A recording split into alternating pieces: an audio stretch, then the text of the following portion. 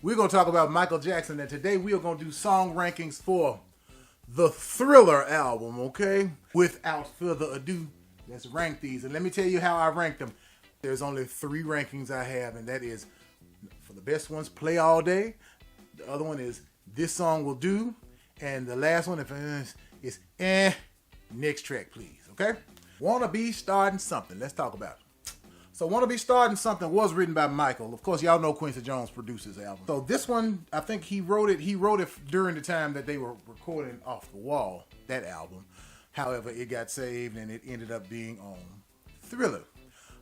As y'all know, let me tell y'all something right now, because I'm so sick of everybody on online social media talking about the Mama Say, Mama Saw, Mama Kusa part, talking about, they're saying, I'm going to say it one more time, I'm not going to stop. I need y'all to stop believing whoever lied to y'all talking about he's saying, I'm going to say it one more time, I'm not going to stop. The words are, Mama said, Mama saw, Mama kusa. You ain't got to know what it means, but that's what it is. It is written. And the folks who sang it already made a video talking about Mama said, Mama saw, Mama kusa. They asked him, well, what does that mean? Michael said, but let me tell y'all what it is. So there was this song called, I hope I say it right, Soul Makasa. And they say something like Mama say, Mama saw, Mama kusa. It's a little bit different, but it's very, very similar. And if you ever hear it, you'll be like, oh yeah, that's where Michael got it from. It ain't no doubt about it. Yes, they got sued for this one, Michael and whoever, the record company. They got sued for it. They settled the case. I don't know what the real outcome of the case was, but nevertheless, Wanna Be Startin' Something has Mama Say, Mama Saw, Mama kusa in it. And I put that song under Play All Day. Wanna Be Startin' Something is a jam. Don't play with it. Come on now. Baby Be Mine. Let's talk about Baby Be Mine. Rod Temperton wrote this song. This is one of the 2 tracks from the album that was never officially released as a single. People like Baby Be Mine. I'm going to tell you where I rank Baby Be Mine right now. I put it under Next Track, please. Okay. Now, ain't nothing wrong with the song. It sounds like the time period that it was made in. It sounds like 1982. It's cool. I'll sing along with it if it's playing, but it's just not a favorite of mine, so it's all right. Track 3 on the album. Written by Michael Jackson. The girl is mine. The doggone girl is mine. And what he said. This one was a duet he did with Paul McCartney. Unlikely partnership, you would think, but at that time they were cool, right? So they did this song, The Girl Is Mine, together. It hit number 2 on the charts, by the way. It was a nice little soft song. I think it was the first, it was the first single from the Thriller album. I wouldn't have thought to make that the first single, but I don't work for them, so I don't know why they made it the first single from the album. Probably because of the feature with Paul McCartney, who knows. But at any rate, it's a fun little back and forth banter between 2 dudes talking about a girl that neither one of them got her, but it's cute for a song, So The Girl Is Mine, I put it under This Song Will Do. It'll do. I'll listen to this, The Girl Is Mine. It's fun. It's cute. All right. And now we've made it to the title track of this album, Thriller. Now, Thriller was called Starlight when it first started.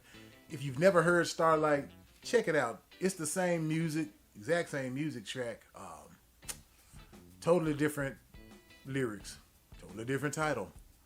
And listening to it being called Starlight,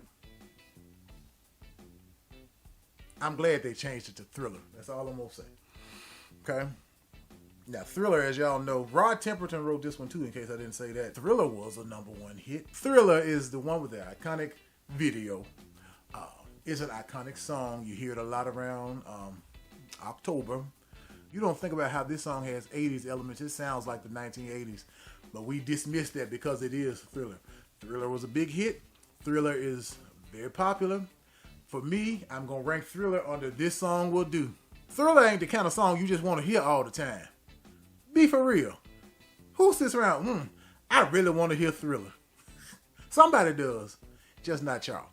But I love Thriller. You know what I'm saying? But there we go. That's my ranking. Moving on to the next song. This song called Beat It. Michael Jackson wrote Beat It. Look, Let me go and tell you where I ranked that one right there. I put Beat It under This Song Will Do. Beat It is a classic. Everybody knows that famous guitar solo from Eddie Van Halen, who refused to be in the video because he said he thought the song was going to be a flop. He couldn't have been more wrong. Or wronger, whichever one is the right way to say it. Let me tell you something. Then you have to understand something. MTV was a new thing when they actually played music videos. And you also have to understand that the truth of the matter is that MTV was not playing black artists at that time before Michael Jackson, okay? Not really.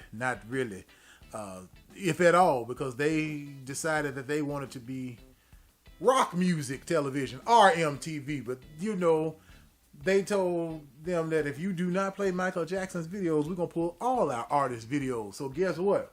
Black artists were then able to get their videos on MTV, and it's because of Michael Jackson. Beat It goes under This Song Will Do, okay?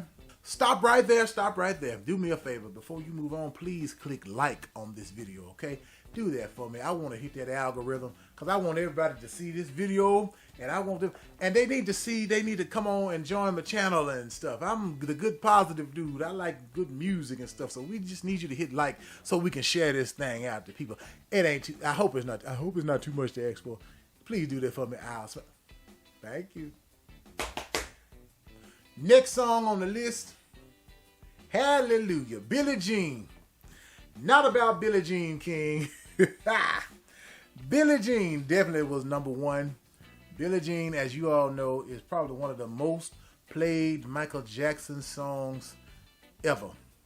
Billie Jean is the reason why he moonwalking all over the place from the Motown 25 special, right?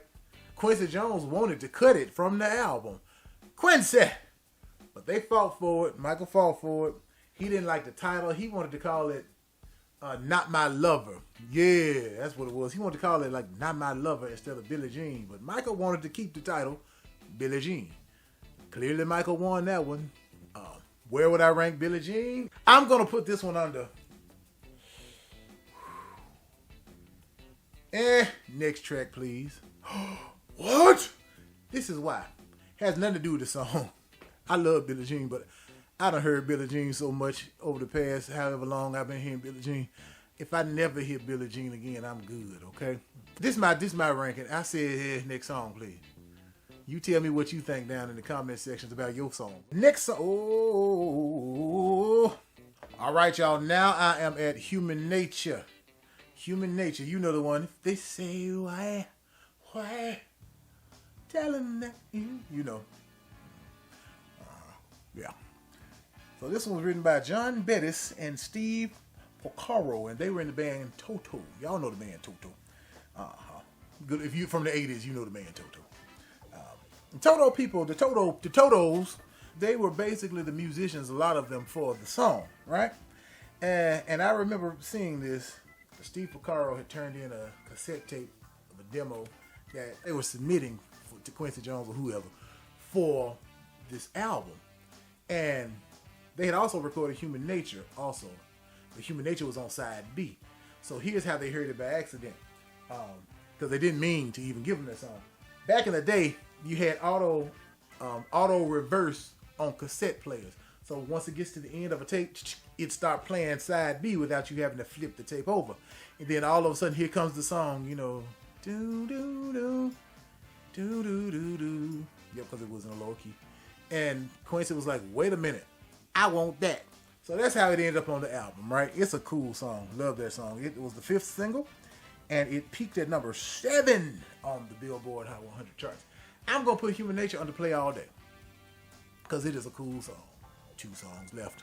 Next is P.Y.T, Pretty Young Thing. Ow! James Ingram and Quincy Jones are the songwriters credited for this. LaToya Jackson, Janet Jackson, they sang the little backgrounds. And I do believe Mindy Cohn, you know, the girl from the Facts of Life. She was one of them too. So the story goes that originally Quincy Jones wanted Stevie Wonder to write a song with this title. However, Stevie Wonder was not able to, I guess, fulfill the request. So James Ingram stepped in. And I do remember reading that he had some different lyric, but then he had to change it to Tenderoni. Because, you know, Tenderoni just came across as a more hip word of 1982, I guess that's what. Where do I put P.Y.T? P.Y.T is a cool jam. You know, it make you bop your head. I put it under This Song Will Do. I like P.Y.T. It's cute. You know. Last but certainly not least, The Lady in My Life, written by Rod Temperton. All right? Okay. No dance beat. This is not a dance track.